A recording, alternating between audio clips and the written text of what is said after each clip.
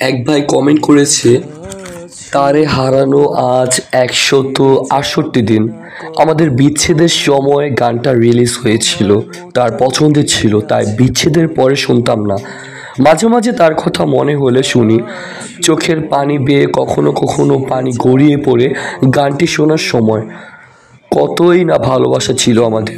যদি জীবনের শেষ সময় গিয়েও কোনো অপশন থাকে, তবুও বলবো অসম্ভব ভালোবাসি তোমাকে উর্মি।